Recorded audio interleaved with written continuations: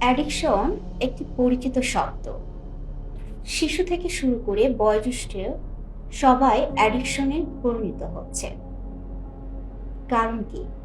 আমরা যদি বলি আমাদের প্রত্যেকের হাতে মোবাইল আছে, তাহলে দৃশ্যটা কেমন দেখায়? একটি শিশু থেকে শুরু করে বয়োজ্যেষ্ঠ প্রত্যেকের হাতেই যদি আমরা একটা মোবাইল চিন্তা করি, তাহলে তাদের সময়টা কিভাবে কাটে? নিশ্চয়ই মোবাইলে কাটে। শিশু যখন তার ব্যস্ত সময় তার প্যারেন্টসদের কাছ থেকে চায়, তখন সে সময়টা কি হয়? ভাগ হয়ে যায়। শিশু তার মোবাইল নিয়ে ব্যস্ত থাকে, বাবা-মা তার মোবাইল নিয়ে ব্যস্ত থাকে। অনেক সময় দেখা যায় বাবা-মা তার কর্মব্যস্ততার ফলে শিশুকে মোবাইল দিয়ে রাখছে। মনোজাগতিক কেন্দ্রবিন্দু হয়ে ওঠে ফোন এবং ফোনের বিষয়টাকে সে নিজের জগৎ ভেবে শুরু করে। অনেক সময় দেখা যায় কর্মব্যস্ততা এবং অস্থিরতা, উদ্বেগ এগুলো কারণেও অনেক সময় মোবাইলের প্রতি আসক্তি হয়ে যায়। ডোপামিন রিলিজের ফলে হয়ে থাকে।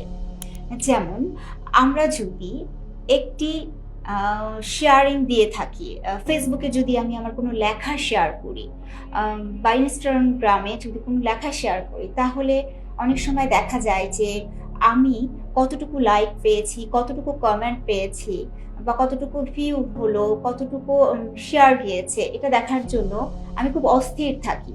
এবং যতক্ষণ আমি ফেসবুকে বা ইনস্টাগ্রাম চেক করে দেখতে না পাই যে কতটুকু শেয়ার হয়েছে, লাইক হয়েছে, আমার মধ্যে কিন্তু ততটুকু অস্থিরতা বেড়ে যায়।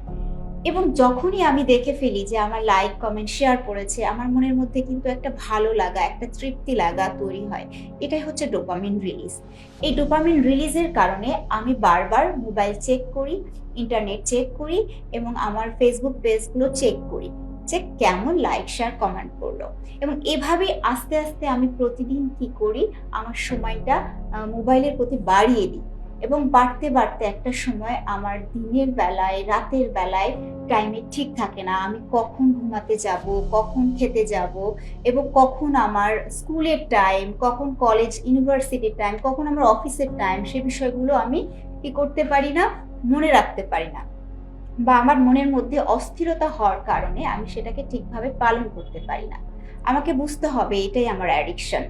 বা যারা আমার চারপাশে আছে তাদেরকে বুঝতে হবে যে এটাই এই ব্যক্তিটার অ্যাডিকশন।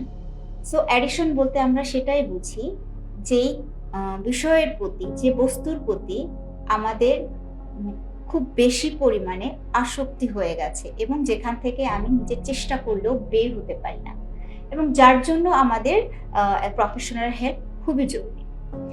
তাছাড়া দেখা গেছে যে অ্যাডিকশনের কারণে অনেক সময় একজন ব্যক্তি তার সময় মতো যেহেতু চলতে পারে না, তাই প্রফেশনাল হেল্প জরুরি। অনেক সময় রিহ্যাবিলিটেশন প্রসেসও জরুরি হয়ে পড়ে।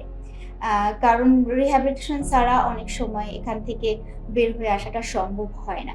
যেহেতু এটা একটা অ্যাডিকশন, তাই এটা ম্যানেজ করে চলতে হয় এবং ম্যানেজ করে চলতে গেলে অবশ্যই একজন প্রফেশনাল হেল্প জরুরি।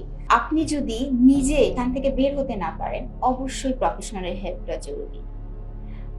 তার চেয়ে বড় কথা হচ্ছে আপনি যদি নিজের জীবনের নিয়ন্ত্রণ মোবাইলের উপর হারিয়ে ফেলেন, তাহলে আপনি আপনার নিয়ন্ত্রণ অবশ্যই অ্যাডিকশনের উপরে হারিয়ে ফেলবেন। তাই নিজের জীবনের নিয়ন্ত্রণ নিজের উপর রাখুন। আপনারা ভালো থাকুন এবং আমাদের সাথেই থাকুন।